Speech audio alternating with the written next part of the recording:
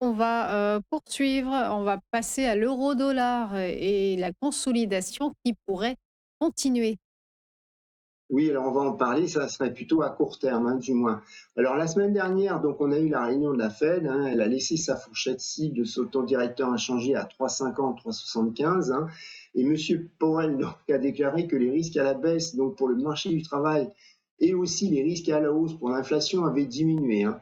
Donc on a d'un côté une Fed qui reste avec un penchant en faveur d'une baisse des taux, mais qui semble être positionnée maintenant pour une pause prolongée pour l'instant, hein.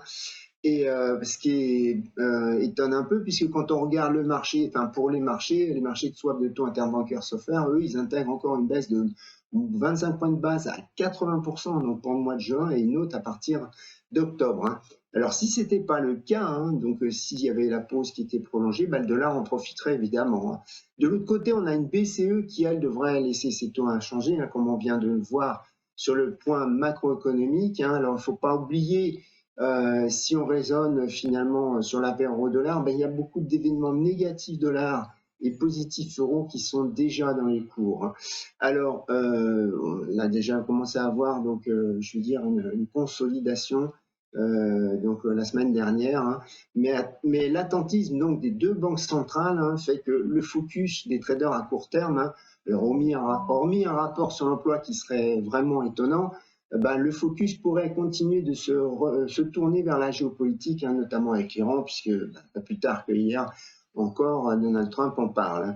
Alors, on voit d'ailleurs que le VIX, donc du coup, a réagi à l'ouverture à la hausse, hein, enfin à l'ouverture cette nuit, hein. Donc, le statut de valeur refuge pourrait donc, pour le dollar, refaire surface, hein.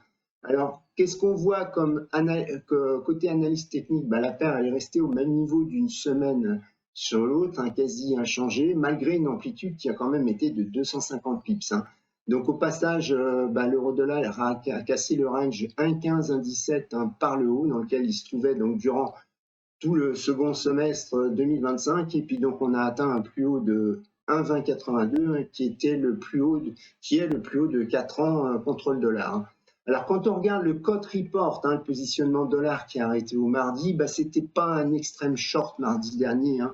Et depuis, donc, comme la paire a retracé, bah, ça veut dire qu'il y a certaines positions short qui ont déjà dû être clôturées, enfin bouclées, quoi. Donc, si on regarde côté support, on a un 18,07, un 18,30, hein, c'était le plus haut du 24 décembre dernier. Alors, c'était aussi une résistance intermédiaire de début juillet dernier, hein, bah, ça devient maintenant un support. On regarde en dessous, on a plus bas un 17,37, donc c'est un ancien niveau de support qui avait été vu plusieurs fois en 2021-2017, hein. La paire avait stationné donc pendant de nombreux mois à ce niveau et c'était un niveau qui est devenu résistance donc l'année dernière. Alors maintenant sur le côté résistance, on a évidemment le plus haut la semaine dernière à 1,2082, hein, mais c'est juste une résistance intermédiaire, hein. Et au-dessus encore, on a le plus haut de 2021, mai 2021, qui est un 22,66.